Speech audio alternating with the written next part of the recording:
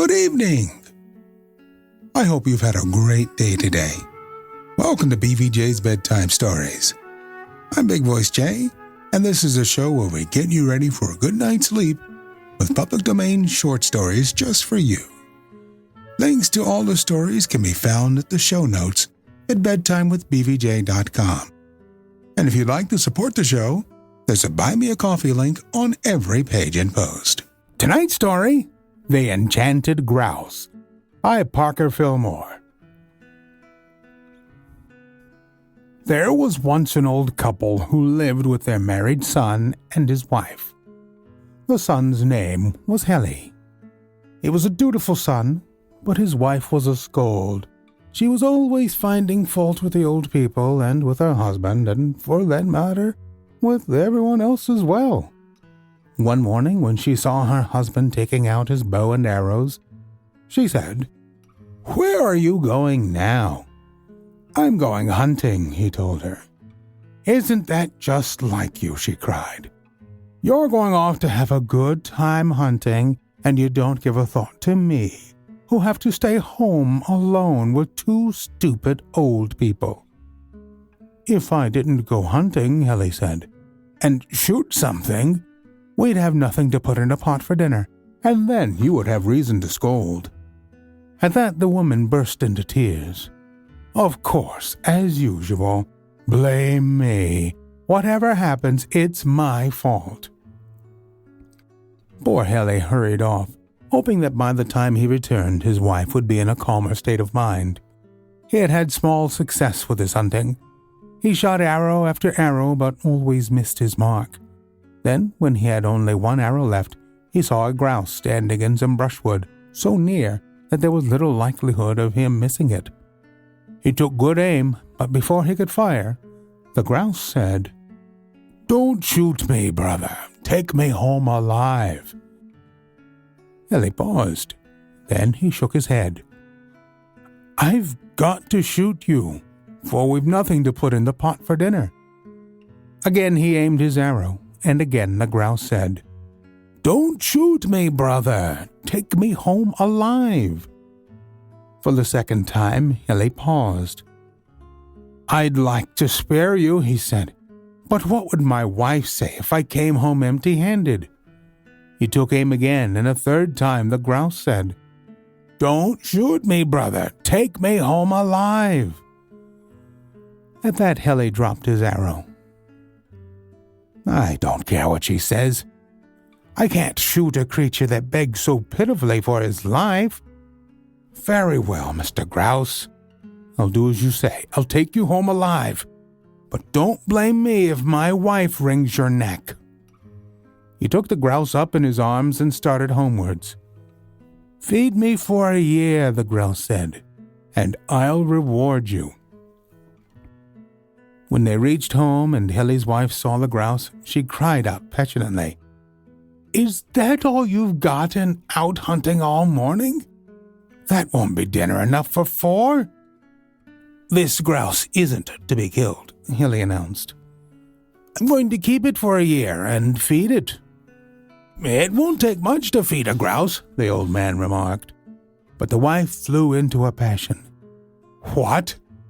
Feed a useless bird when there isn't enough to feed your own flesh and blood?" But Helly was firm, and despite her threats, his wife did not dare to maltreat the grouse.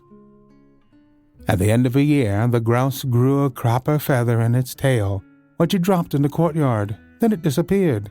"Ha!" laughed Helly's wife. "A copper feather! That's your reward for feeding that thankless bird a whole year. And now it's escaped." But the next day the grouse returned. "Feed me for another year," it said to Helly, "and I'll reward you." His wife raised an awful to-do over this, but Helly was firm, and for another year he fed and petted the grouse. At the end of the second year, the grouse grew a silver feather in its tail, which it dropped in the dooryard. Then it disappeared. "1 silver feather?" Helly's wife cried. "So that's all you get for feeding that thankless bird a whole year. And now it's escaped." But it hadn't. It returned the very next day. "Feed me for another year," it said to Hilly, "and I'll reward you." At the end of the 3rd year, the grouse grew a golden feather in its tail, and when it dropped that in the dooryard, the scolding wife hadn't so much to say, for a golden feather was, after all, pretty good pay for a few handfuls of grain. For a day, the grouse disappeared, and then, when it returned, it said to Hilly, "Get on my back, and I'll reward you." Hilly did so, and the grouse, rising high in the air, flew far away. On it flew until it reached the broad ocean. Over the ocean it flew until Hilly could see nothing but water in whatever direction he looked. "Ha!" he said to himself with a shudder. "I hope I can hold on." As he spoke, the grouse slipped from beneath him, and he fell down, down, down. However, before he touched water, the grouse swooped under him and caught him up again high into the air. He had this same terrible experience a 2nd time, and a 3rd time, and each time he thought his last moment had arrived. "Now," the grouse told him, "you know what my feelings were when you threatened 3 times to shoot me with your arrow." "You have taught me a lesson," Hilly said. After that, the grouse flew on and on. At last it said, "Look straight ahead, master, and tell me what you see." Hilly shaded his eyes and looked. "Far, far ahead, I see what looks like a copper column." "Good," the grouse said. "That is the home of my oldest sister. She will be overjoyed to see us, and when she hears how you have spared my life, she will want to make you a present and will offer you various things.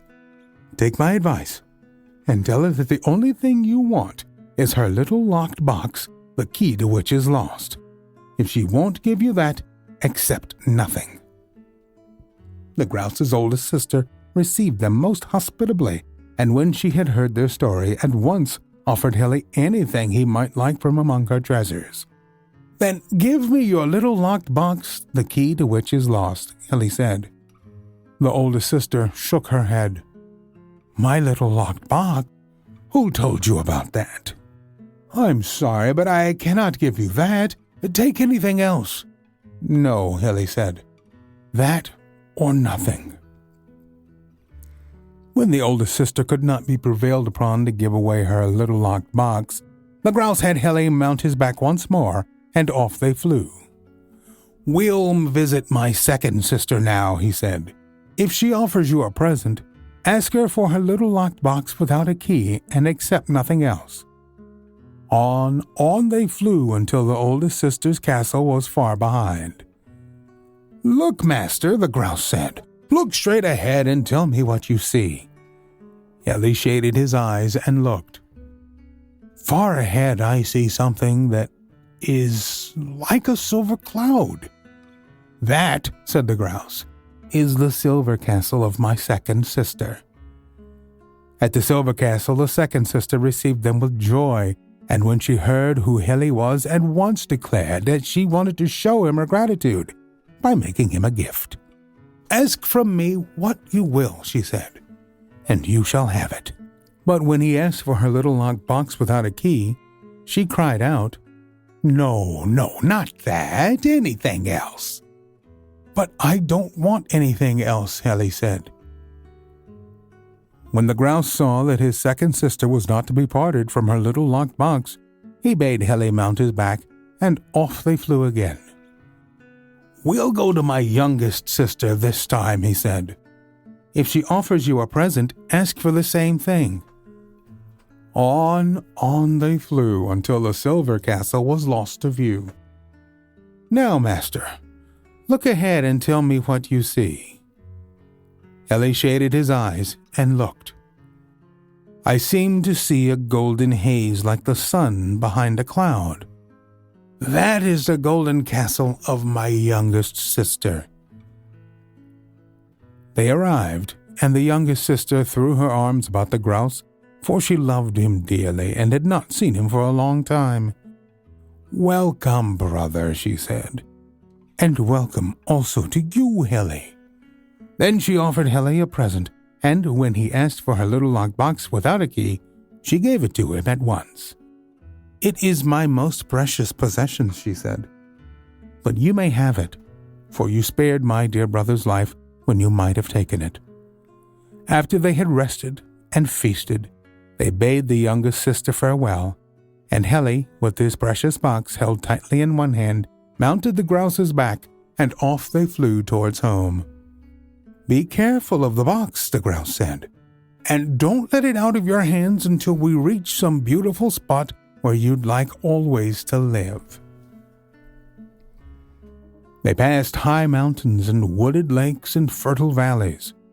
"Shall we stop here?" the grouse asked. "Or here?" "Or here?" But always Helly said, "No, not here." At last they reached home, and the grouse told Helly that now they must part forever. "By sparing my life 3 times, the grouse said, "and then feeding me for 3 years, I've broken the enchantment that bound me, and now I shall not have to go about any longer as a grouse, but shall be able to resume my natural shape. Farewell, Helly, and when you find the spot where you think you would like always to be, drop the box, and you will find you have a treasure that will more than reward you for your kindness to me." The grouse disappeared, and Helly said to himself, "Where do I want to live always but right here, at home, with my dear old father and mother, my wife, who is my wife, even if she does scold me sometimes?" So there at home, after they all had supper together, he dropped the box on the floor. It broke, and out of it arose a beautiful castle, with servants and riches, and everything that Helly had always wanted and never had. And Helly and his old father and mother and his wife lived in it and were happy. And gradually his wife got over her habit of scolding, for when you're happy, you haven't anything to scold about. We are always on the hunt for great stories to feature on this podcast. Send your story suggestions to bigvoicej@gmail.com. We've got a YouTube channel full of stories from the show. Go to tiny.cc/BVJ Bedtime. Don't forget to leave a review on Apple Podcasts. It helps to spread the word that we're putting people to sleep every single night. And if you'd like to support the show, there's a Buy Me a Coffee link on every page and post. Thank you so much for listening. Good night. Diamond Club hopes you have enjoyed this program.